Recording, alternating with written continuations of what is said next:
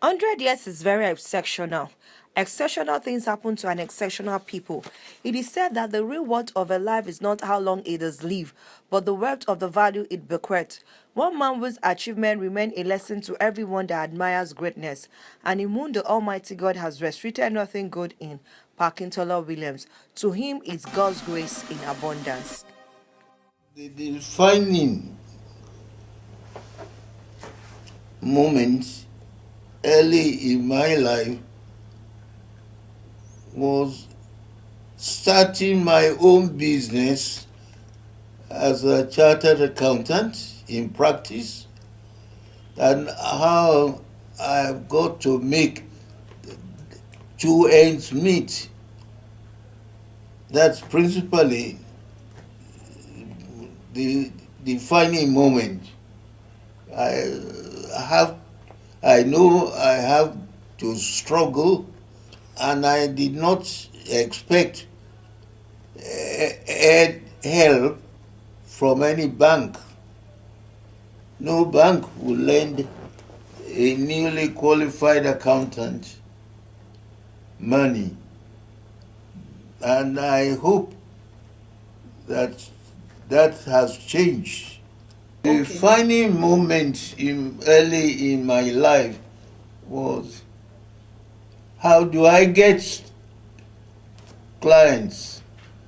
I've been away from Nigeria for 5 to 6 years, and obviously it's a long time, and I didn't come back home for once. So it was not easy making a start.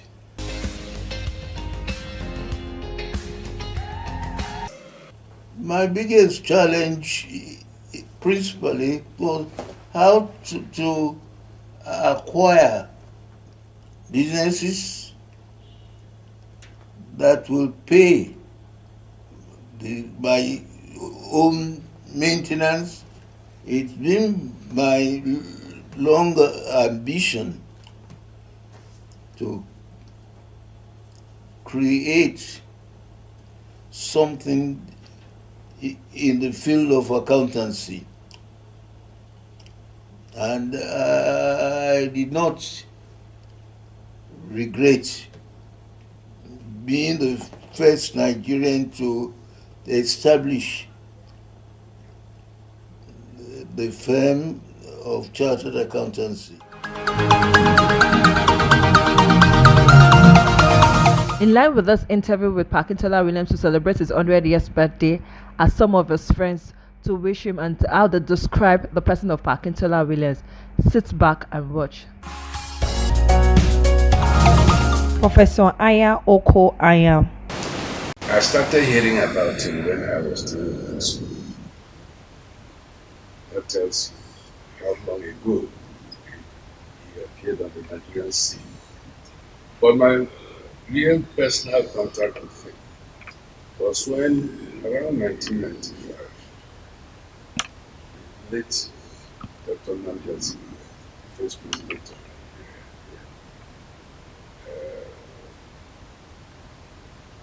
of General Bank Kampali, and myself saw him, that is the Namjazi, got his consent to establish the Public Policy Research and Analysis Center here in Lagos, with the mandate to award basic prize in leadership to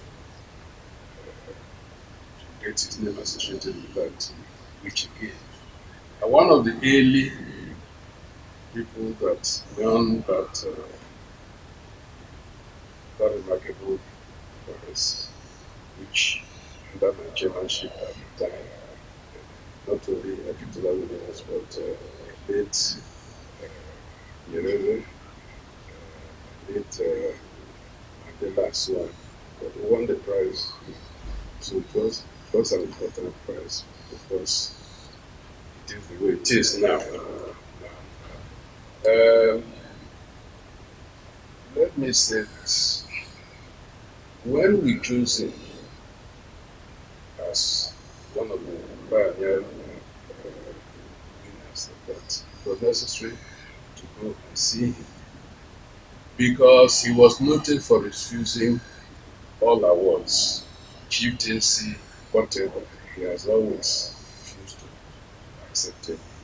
But when myself and General Brown Kapali went to see him and explained to him what we were trying to do, he said first because it's associated with 6 years, he will accept it.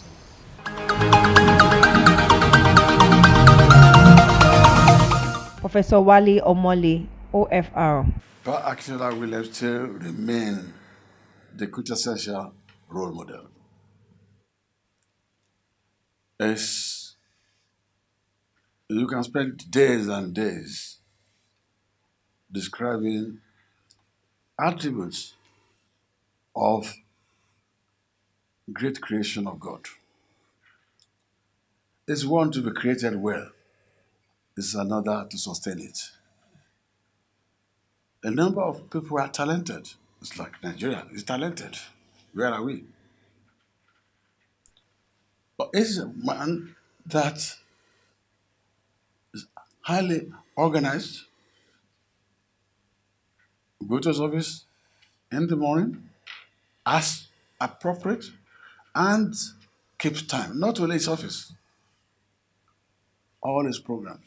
You invite Pa Akintola Williams to a function. If you are not careful, you get there before you. The moment he says, I'm coming. I had to struggle when I was going to 70 because the chairman,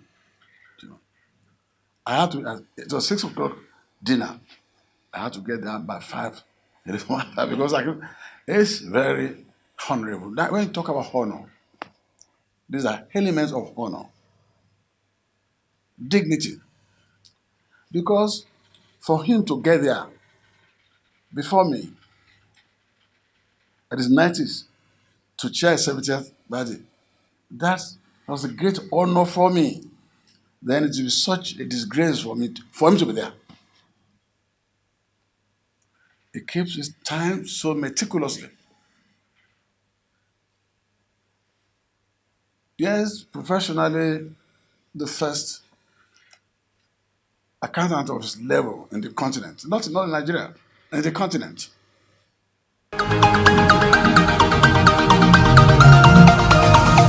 Chief Philip Asioju. He has achieved so much. First, I think is the first in European terms qualified professional African chartered accountant. But more important to that, as far as I'm concerned, is one of the very few Nigerians who've created professional partnerships which have lasted beyond their retirement and grown. He started his accounting firm, I think, around 1952 or so, and it grew. He had Nigerian partners. He retired, from practice about 1983, and since then, other people have succeeded him in leading the firm, Akintola Williams. First, he partnered with Tishrush, and now, in fact, is one of is Akintola Williams Deloitte. Now, it's a remarkable achievement because before accountancy, we had many lawyers. But unlike the firm which I use in England, or used to use as a law firm, has more than 200 partners. But there is no big Nigerian law firm which has accounted. But he managed to achieve in accountancy because I believe that the group now has scores of accountants and about and hundreds of professionals.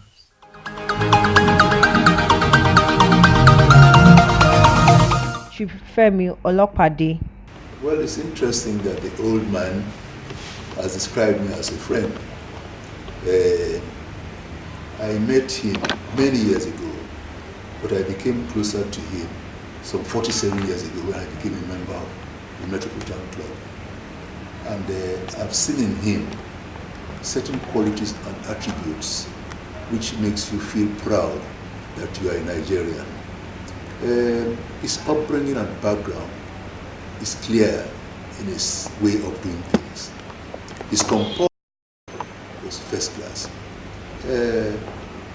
And you cannot sit down with Mr. Akintola Williams for a few minutes without getting the vibration of a pure gentleman coming into you.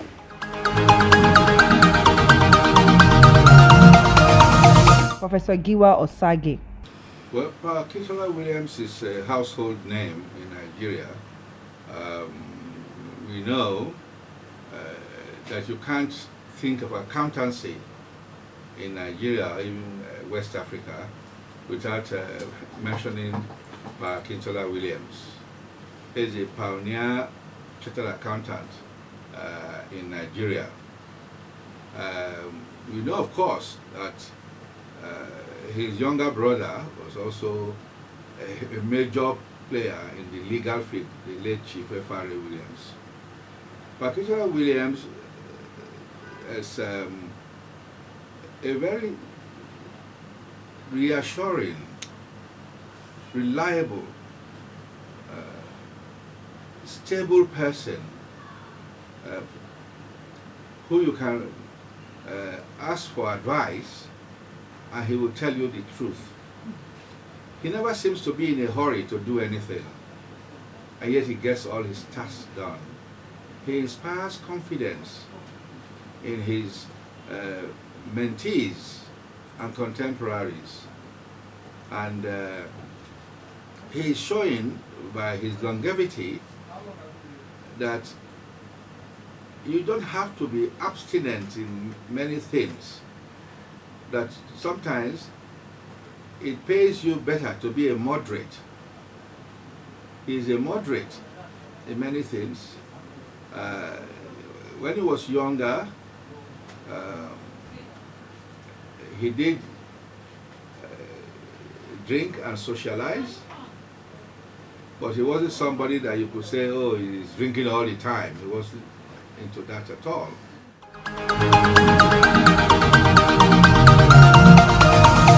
Senator B. Drojai. A very genial, cerebral, and pleasant personality. Humble despite his many accomplishments. I think he's a man one can pray by. Everybody would like to live up to 100. It's a great achievement.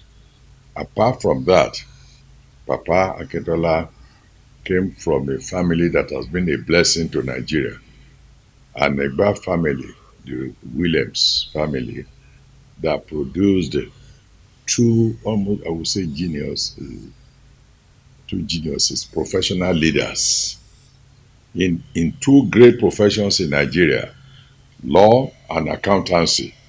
The junior brother of Papa, the celebrant, Chief Frederick Rotimi Alade Williams, was the first man to earn the Queen's Counsel honor in the profession as far back as 1958-59.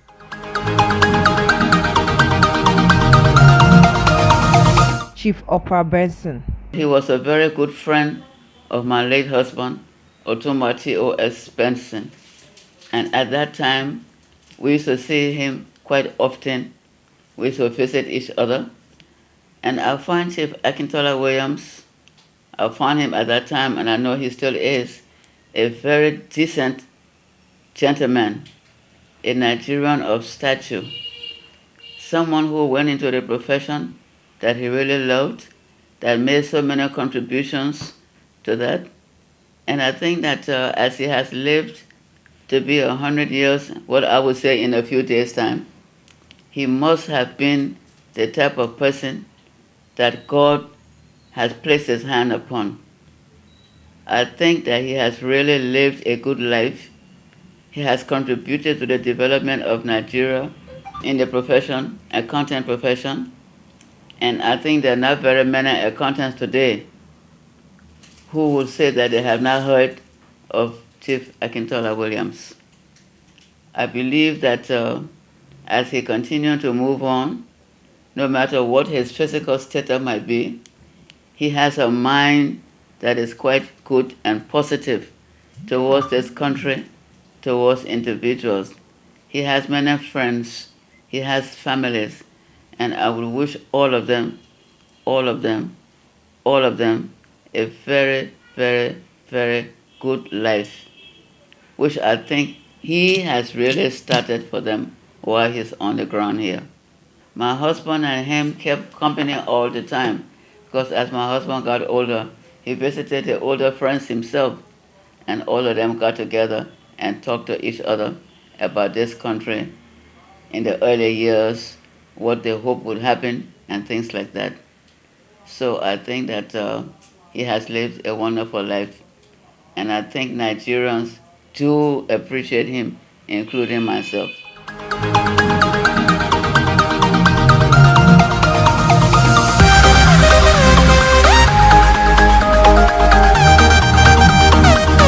Pa Akintola is a very wonderful human being, a wonderful Nigerian who has done very much in the Nigerian educational sector, particularly accountancy. In the first place, I see Pa Akintola, when you look at him very well, you will maybe know or you don't know, he is the first African qualified chartered accountant.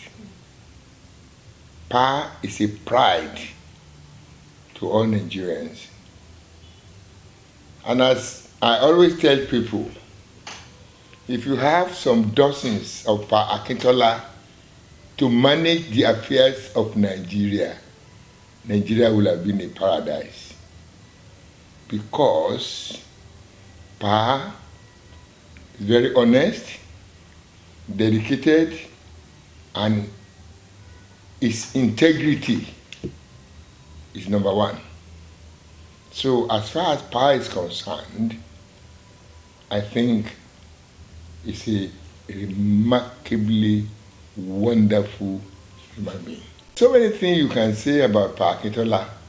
Talk about stock exchange in the financial sector. He has built the stock exchange from the beginning up to and including now. You can go and check. And you can see at the early stage the whole thing was not working well, but now the stock exchange has dramatically changed that you can do everything electronics online. You know, in those days they are sending your share something, they are stealing it and everything, but it's generally modernized internationally. I think that's one thing I know very well. And Pa Akintola too, when you look at memory, in the early days, I don't know whether you know it, you know, they call something Udoji affair. That's when Nigerians want to change the status of salary in Nigeria. I think it was part of the Udoji Commission, which he played a very prominent role there as at that time.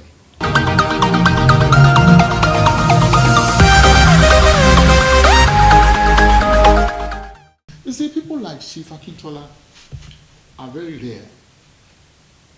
They come in a generation. You don't just have them. They are not often. They are not many. Nation builders are not many. Role models are not many. We have a dearth of them in our nation. But for me, as a person, I want to rejoice with him on behalf of myself, on behalf of my family, on behalf of my entire chambers. We felicitate with him We are excited about him, about his courage, about his achievements, about his personality, about his integrity, about his honesty, about his sincerity, about his righteousness. And that, you know, the Yoruba people will say, when you see an elder who is worthy to be so called, the Yoruba man will say that Agba ton fin toro agba. He is an agba. Let me not say it. He's an agba, ton fin toro agba. And what do I mean? It's one you look at. You look upon him, you look unto him, you say, God, give me the grace to be like Chief Akintola. Give me the grace to be like Chief Akintola Williams. Give me the grace to be as accomplished as he is. Give me the grace to be as kind as he is. Give me the grace to be as loving as he is. Give me the grace to be as intelligent as he is. Give me the grace to attain that age.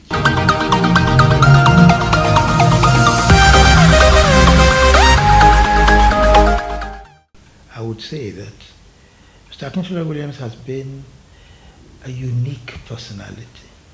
He has spent his life creating standards, high standards, showing excellent example, and the consistency of his lifestyle has been truly impressive.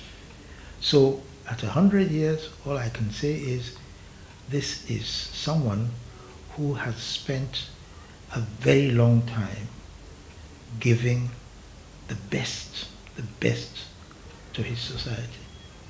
So I would say that Mr. Akintola Williams has been a unique personality. He has spent his life creating standards, high standards, showing excellent example, and the consistency of his lifestyle has been truly impressive.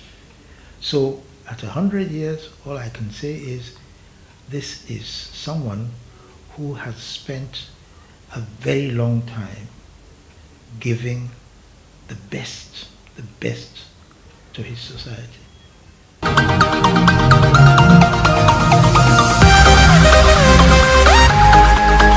His longevity, I have the privilege to have known Mr. Pa Akintola Williams for 60 years. I came under his tutelage when I was starting my accountancy studies.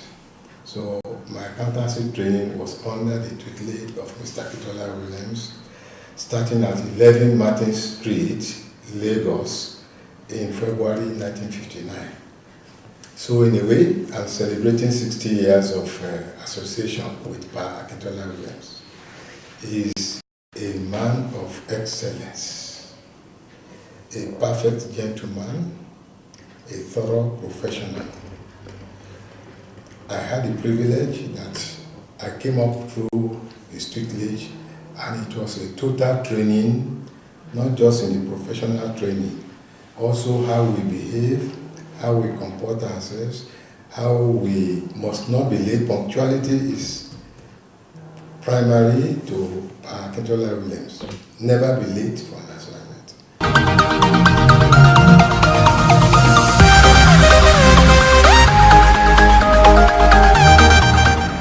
An august citizen of our country, and in fact, an august African. His 100 years coming is a pride and it's a joy, and I would like to wish him many happy returns of the day that is coming.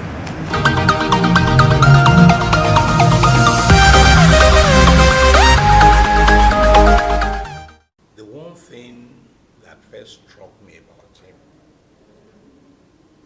is that here is a legend, the first Nigerian to be qualified as a chartered accountant and attained such level of eminence that he became a reference point in the development of businesses and the accounting profession.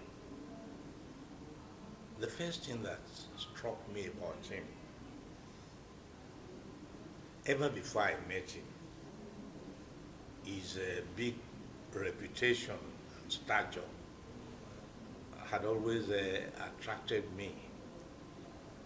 But what really baffled me was that I was a legal advisor and company secretary to the Nigerian Industrial Development Bank.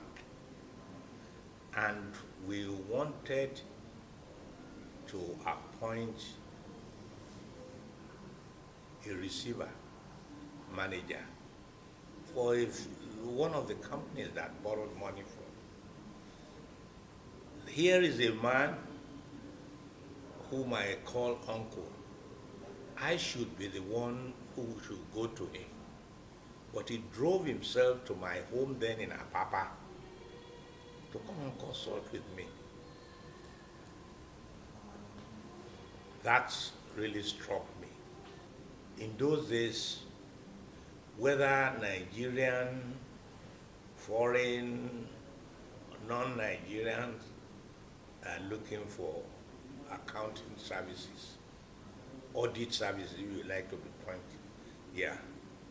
One of the first names that will crop up in the minds of these business people is the firm of Akintola Williams and Co.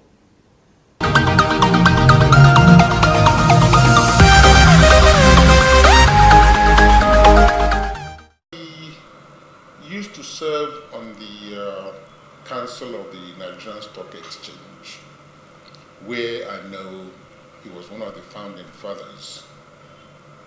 And I do believe that there are so many legacies he's left behind that would make everybody remember him. So I can nicely say, happy birthday to you.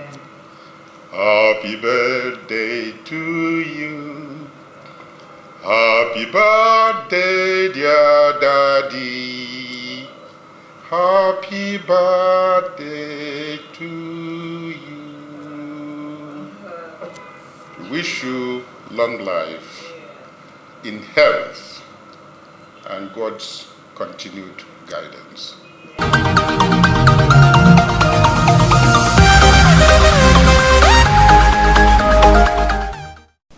Pa Akintola Williams is a fantastic icon for this country, and he's somebody that you started hearing about earlier on in your life, and you hear about him because he represented the best in his profession.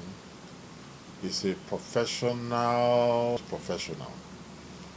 What I mean by that is that there are professionals that start up their profession and they put money before the profession.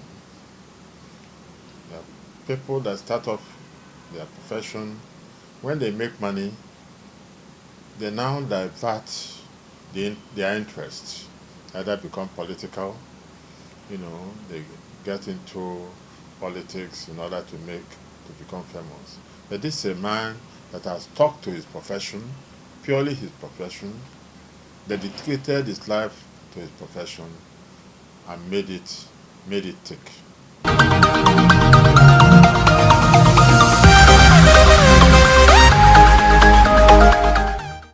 Yes, he's a father to me. Okay, sir.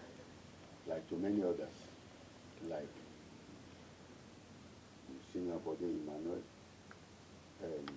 Chief Shoniakon, former head of state, and many, many others. He's not a senior, he's a Baba, he's a father to us, in every sense of the word. I call him Baba, and most of the time, I would like to prostrate to greet him.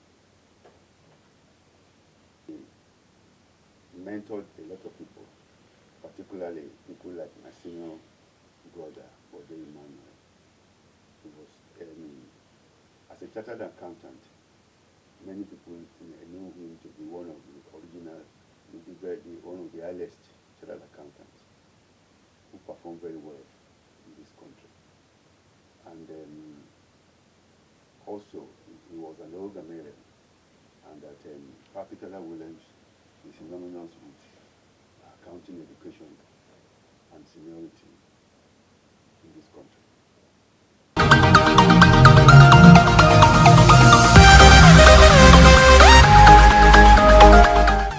Right from the beginning of my career, I've had the privilege of being closely associated with Chief Akintola Williams. I've talked about his establishment, Akintola Williams, being a global player on the auditing and financial services sector. In my relationship with him, it's gone more than just extending professional services to various organizations I worked. He's been, many people may not know, a very big player in developing the arts in Nigeria. So indeed, it's a very happy occasion that the good Lord has kept him this long. It's a reference point. It's a reference point for what everybody can yearn to achieve in their various fields. So I would like to join others in congratulating our father, Akintola Williams, on reaching this ripe age of 100 years.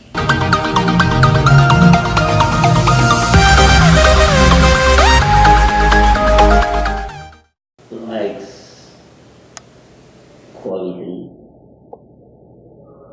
likes decency, integrity, and honesty. I wish him good health and happiness, good health more than anything else, because I see him more often than most of the people he brings.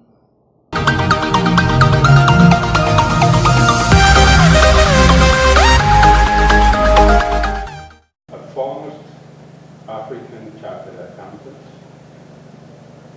a humble and well-respected Nigerian professional, immensely respected by both young and old. Papa, I congratulate. I rejoice with you and the family in attaining this God-blessed age of 100 years. I pray to the Almighty God that you continue your existence in good health and happiness.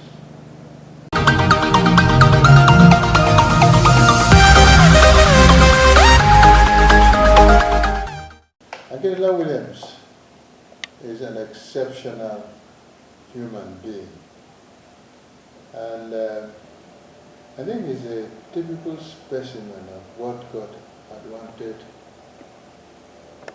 humans. His humility, his candor, his intelligence, and at the same time, the ability and the capacity to create an atmosphere where one feels relaxed talking to such a well-known but an understated celebrity. There are so many things one can learn from his life. I wish him the greatest peace of mind that God can give to anybody.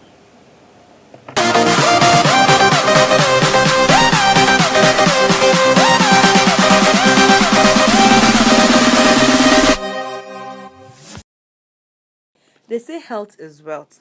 Worrisome, however, is that in spite of the globally recognized importance of this sector in Nigeria, the most populous nation and indeed largest economy in Africa, with its abundant human and material resources and large market, the health sector has remained seemingly neglected. It is even more disturbing that in the 21st century, when the rest of the world is strategizing and realigning for strong and sustainable economic expansion, the self-acclaimed giant of Africa is still battling with corruption, inadequate infrastructure, bad roads, among others. A focus on the healthcare sector today is a key player in the Health Maintenance Organization, the managing director of Healthcare International, in person of Mr. Tosin Awoshika. And the focus on the Nigerian Dental Association is the national president in person of Dr. Omoshibo Evening Eshikena. And looking at the harbor and traditional sector also is the group managing director of Yemkem Group in person of Mr. Akintola Ishola Ayeni.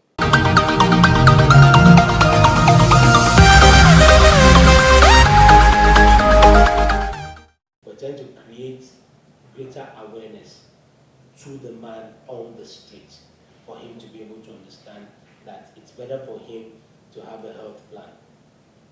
Because some of the costs, in fact, most of the health plans cost considerably lower than what people spend on their recharge cards on a monthly basis.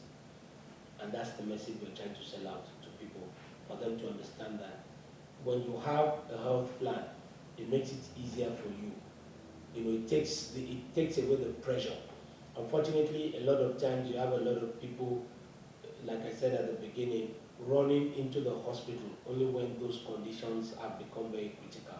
Some of those things are things that could have been taken care of much earlier if they had access to healthcare and if they had been visiting the hospitals. There are people who have lived with some conditions for several years because they have been able to, you know, maintain themselves properly, you know, that way. So we're trying to reach out to as many people as possible and get them to understand that having a health plan is supposed to be as important as maybe carrying your mobile phone.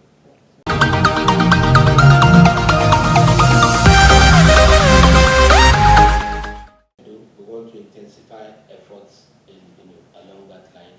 We're one of the HMOs on the Lagos State Health Scheme, and that is kicking off about now. Right now we're doing road shows, so we expect to carry, we expect to carry the message out there to the public that yes, there's a need for them to have health insurance plans. If you look at 10 organizations that have health plans today, about 8 are practically forcing the scheme on their staff. Because yes, they've seen it as the most effective way of taking care of the health of their workers. I'm talking about the corporate entities. Most of them have seen it as, look, this is the most effective way in which we can get people to have access to good quality healthcare. But most people would rather not. Because in this environment, more emphasis is placed on curative rather than preventive. Tell most people to do health checks. They would rather not. It is when they fall ill that they want to run to the hospital. Most people would go to the hospital only when that situation is very critical. And that is why, more often than not, visits to the hospitals are near emergencies. And in the civilized world, most of the times when people go into the hospital, they are called emergency room. That's what we call, what is almost like routine to us is emergency in a lot of places. Because people, I can bet if you walk down the road, if you're supposed to have half a person, 9 persons out of 10 do not even know their vital health statistics, not to talk of having done some health checks and all of that. So that is the environment in which we're working in. So a greater number of the times, people going to the hospital are battling. And unfortunately too, in some cases, I'm not saying all, the providers are also not helping. Because yes, in a good number of times, when such people present in the hospitals and the providers want to treat, knowing that most of these people are under health plans and the like, they want to take maximum advantage. I mean, we've had to grapple with situations where, for instance, to find out whether someone's sugar level is high, a provider writes out about 6 tests, when maybe 1 or 2 could have given you the answer. Of course, they want to take maximum advantage. So those are the challenges that HMOs have to deal with. And because of that, a lot of people feel we're not doing as much as we could do. I know we can do better, but believe me, we're working in an environment which isn't very, very friendly.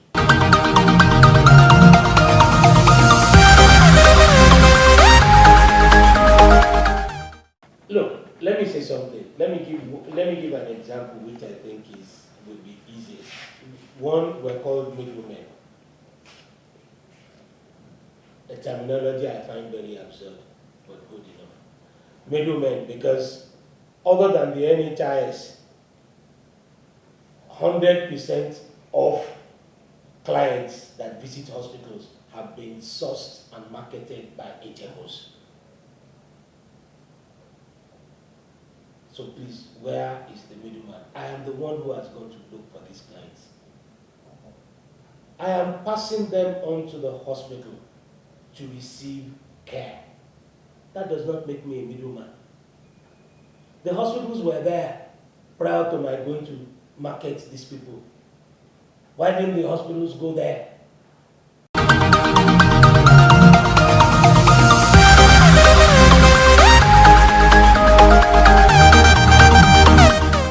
That is the perception.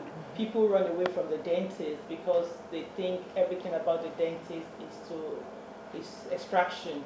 But I like to say here that there's a lot more the dentist does.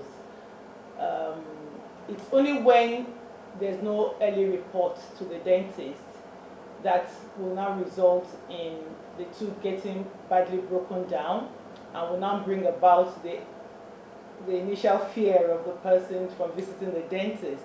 So early visit to the dentist can bring about many more solutions that are different from extraction. We recommend that the average person visits the dentist twice a year, that is every 6 months. But for those who have some underlying medical conditions, we advise that they visit their dentist more frequently, especially when they notice any problem in the mouth.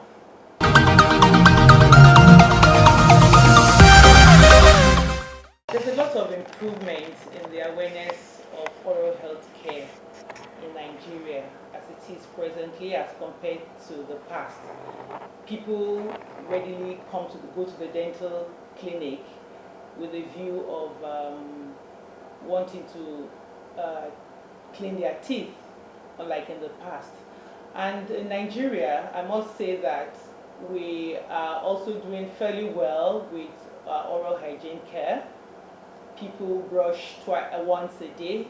Most people brush once a day. But we're trying to improve and advise that people have more behavioral change by adopting the habit of brushing twice daily. That is brushing in the morning and also before bedtime. So there's a lot of improvement presently. The enamel is the outer covering of the tooth, the first layer of the tooth. But after the layer of the tooth, we have other layers like the dentine and the pulp chamber that are a bit softer than the enamel. So enamel is quite strong, and it only takes a poor oral hygiene or poor oral health mouth care that brings about the destruction of enamel.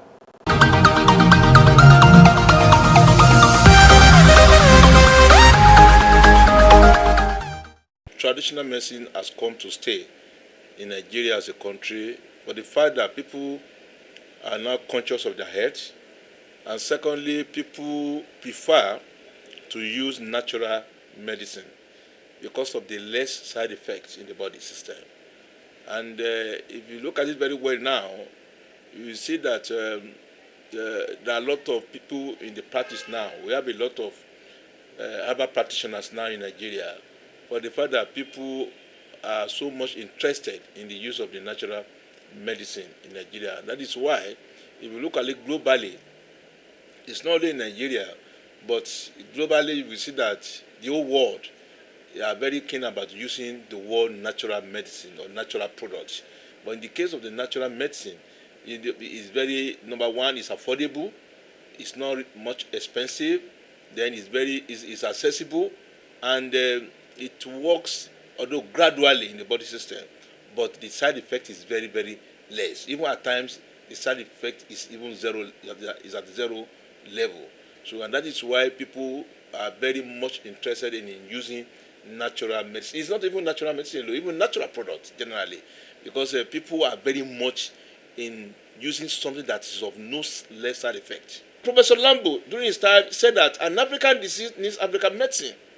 There are some diseases in this country of Nigeria that is only indigenous herbal product that can actually tackle it. Most of these foreign herbal products, you don't even know the components, you don't know the raw material, you don't know the raw materials put together to produce these drugs. And the fact is that their body system now, the body chemistry of the Chinese is different from Nigerian body chemistry. The body chemistry of Indonesian is different from our body chemistry.